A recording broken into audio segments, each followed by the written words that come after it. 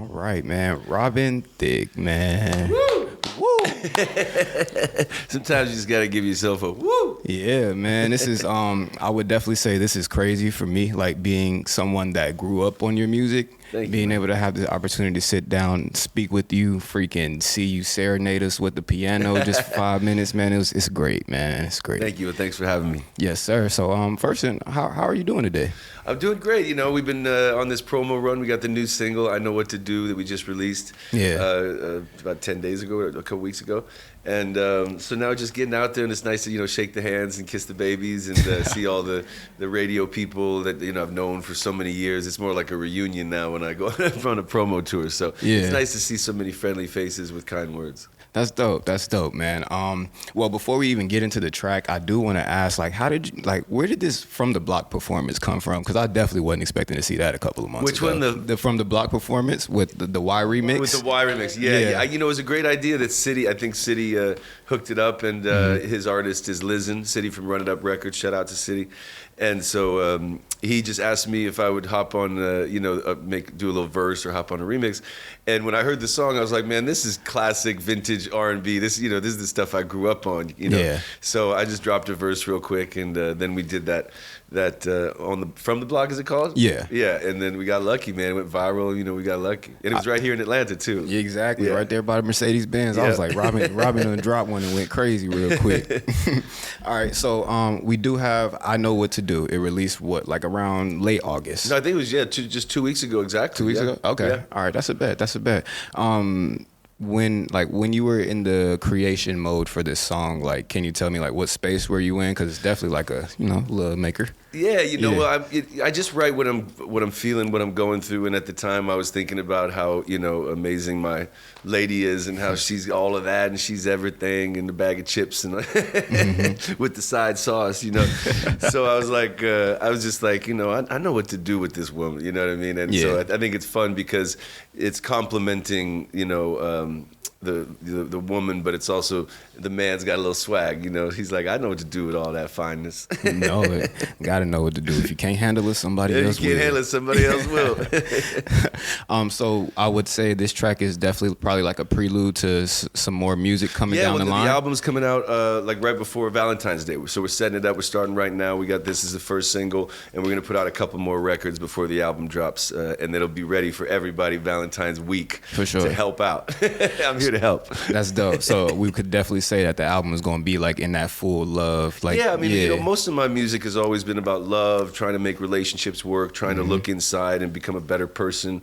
And, it's also about faith, having faith and keeping hope when all hope is gone, And so, but really it's also about family and romance and, jealousy and all those things and letting the pain go, letting the past go, letting the weight off your shoulders, not being too hard on yourself. All these lyrics are on the album, So it's all centered around where I'm at right now in my life and what's important to me.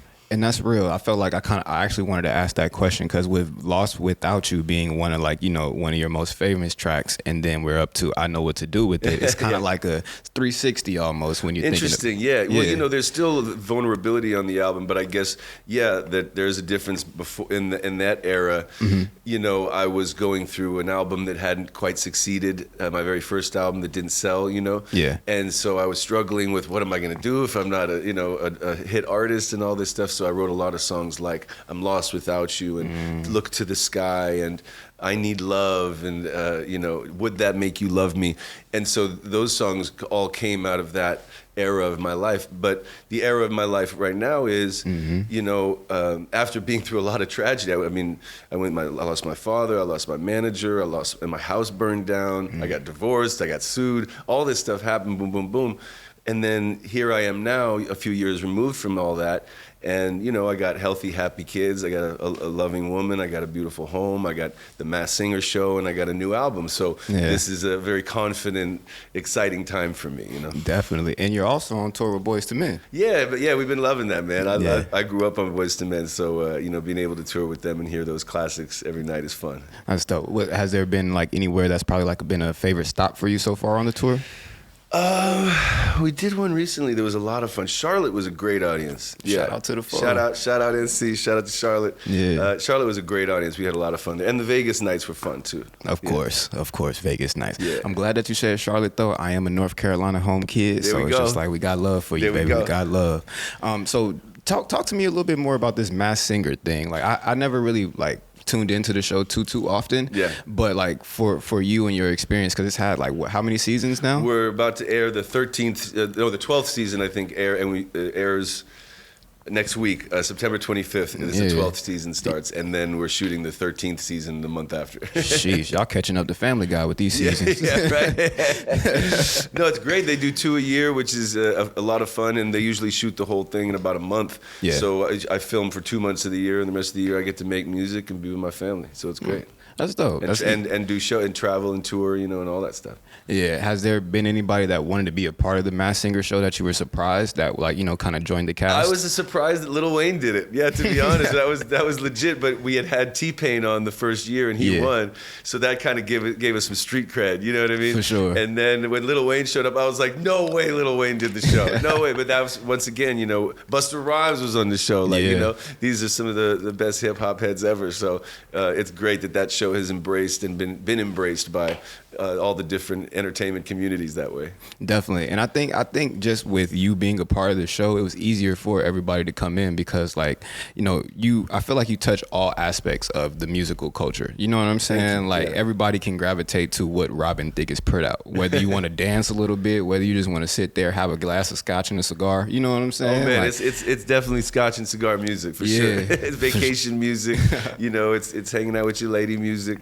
And that's just because that's who I am. I like to go on vacations. I like to be with my lady and my family, and I like to work hard and celebrate hard. Definitely. Where's one of your favorite vacay spots? I love the Caribbean, but I think my favorite ever was probably the Maldives. I've been there a few times, and there's something heavenly, and I just feel like God is watching that area, or he's hanging out on that beach. You know what I mean? It is where God hangs out. That's good. That sounds like a peaceful beach right there. I'm gonna have to add the Maldives to my list. All right, so I know that you had like an in-store event with Slutty Vegan. Yeah, yesterday we went to Slutty Vegan. We gave out free thick meals to the ATL community, and a bunch of people showed up and showed out. And it's a really fun spot. I didn't know much about it, but shout out to Pinky and the whole Slutty Vegan family. They really took good care of us, and we had a great time. That's what's up. So are we to expect like any solo shows from Robin this year or anything? I'm just kind of doing the Boyz II Men stuff and then setting up the album. Yeah, I'm trying to make sure I have time at home in the studio, to finish the album in between the promotion and the Masked Singer filming. And so my days are going to be numbered. And I just wrote another real strong record last week, so I'm still trying to stay creative through the end of the album process and finish it strong. Understood. But I think we're trying to set up a Vegas residency for next year, and I'll definitely be doing shows to promote the album. We're just kind of setting up when and how that's going to happen, what tour-wise, what we'll do next year. Understood. So, just to ask, try to, pick your brain a little bit. How many tracks are we expecting on the album? Right now, I got 12 that I'm happy with. So we'll see if I can get it to 14, 15. But I got 12 that I'm really happy with. For sure. Do you already have a title for the album? I do. I can't say that just yet. I'm gonna save the title. I'm gonna save the title for now. But it definitely has to do with everything where I'm at right now, and it's I'm really excited about it. It's my most focused work in a long time. So if and I'm making it for the people. Like the last album that I made was called On Earth and in Heaven, and it was a tribute to Andre Harrell and my father, right, who had both passed away.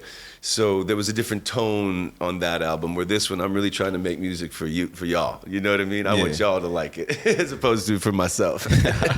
Well, we appreciate that for sure. Definitely. Real question though. I would like to ask, who is Robin Thicke in this current phase of life?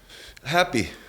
Yeah, you can't ever be too content because you still, I still have so much music to make and so much fun to be had. But yeah, right now, you go through these waves in life, and sometimes times are really hard and you got to figure out how to get through them. And sometimes times are light.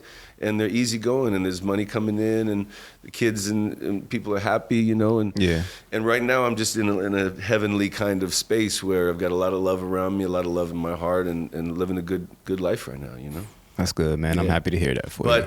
But I have been through a lot, especially in these last 10 years, you know. So, you know, that's on the album and that's in my heart, but it also makes me very grateful. Like I have this theory where I used to wake up and say, God, please give me strength, you know, help me get through this day. God, please give me what I need to get through this. And now I just say thank you to God. I don't ask God for anything. Before I even get out of bed, thank you, God, for this day. Thank you for the blessings that are coming. Thank you for the breath in my lungs and my mama, and, you know, just be grateful. And I think that brings on more of an abundance of blessings when you're grateful.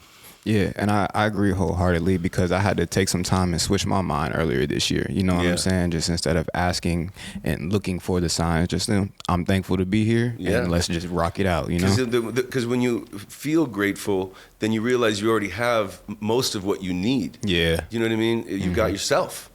And that's where it all begins. You got yourself and you got God. Yeah. So that's pretty much all you need to get going. Now you just got to execute whatever's in your heart, you know? Yeah. So outside of the album and, like, you know, the Masked Singer, like, what could we expect the next big thing for Robin Thicke to be? Well, hopefully the Vegas residency, you know, I mean, especially with what Usher's done out there. And, you know, I mean, it's just, there's so much excitement now. And it's not like just old cats doing Vegas. I mean, Wu-Tang Clan, you know, it's like, it's not old music only. It's hip hop, it's R&B, it's everything out in Vegas. So I would be excited to be able to set up camp there and have people coming through every weekend and invite other artists that I've worked with to collaborate. I really love the tone that Usher set out there. You know, he put on an amazing show. Yeah. And so I would definitely like to do that next. That's dope. That's dope. All right. So I do want to just ask, because, like, I don't know who these people may be for you. Like, who are maybe some of your biggest influences in the music game? Well, you know, when I was growing up, it was like Eddie Murphy was a huge influence on me. You know, Michael Jackson, of course, but also really the old school soul singers, Otis Redding, Marvin Gaye, Al Green, you know, Bill Withers. Like, those are a lot of my strongest influences. That's dope. That's dope. And then, of course, I grew up in the hip-hop generation. So when I was like 13, I was listening not only just to hip-hop, but I was listening to Jodeci, Mary J., you know, Boyz II Men. Like, that was that era of real singing R&B back then, you know. So that was also a huge influence on me in my modern era. Real. I like that answer. All right, so just to kind of wrap it up on this last question. Sure. I don't want to just say hip-hop. I want to, like, you know, what does music itself, like, actually mean to you? Well, it's the center of my universe. You know, everything revolves around and comes back to my music, and you know, it's my calling card or my my autobiography. You know, if my kids ever want to know about me, or my grandchildren or any generation after, I'm in those songs. My feelings, my fears, my mistakes. And my longing, everything is in those songs and in my albums, and I make sure that I tell, you know, my truth in each album at that time in my life, you know. Yeah, definitely. Well, man, I think that's really all I needed, you know. Like, you've definitely been like a staple in the music game since day one, in my opinion. Yeah. I'm glad that you are still able to make music. I'm glad that you were able to overcome the tragedies and everything that you went through in life up until this point, to be able to continue to put out music for people to sync to, and then possibly make it through some of the things that they're going through themselves. That's what it's all about, man. Yep. Yeah, I mean, that's the greatest reward, is being out there and hearing, you know, Can You Believe helped me get through the death of my father, or, you know, To the Sky helped me get through, you know, losing this person, and relationships breaking up, and, you know, and also the beautiful positive memories, like, my wife and I fell in love listening to that album, or we got married to your song, or, you know what I mean, our first dance was to your song. Being a part of the healing in people's lives, and also being a part of the celebration and the joy and the love in people's lives, you know. For sure. And I'll tell you straight up, like, you definitely hold a keen memory in my life, because me and my mom just used to dance to the music on Sundays, just cleaning up. So, like, me holding her hand, dancing to that Lost Without You, like, that's stuck in my mind. So once again, I appreciate you, man.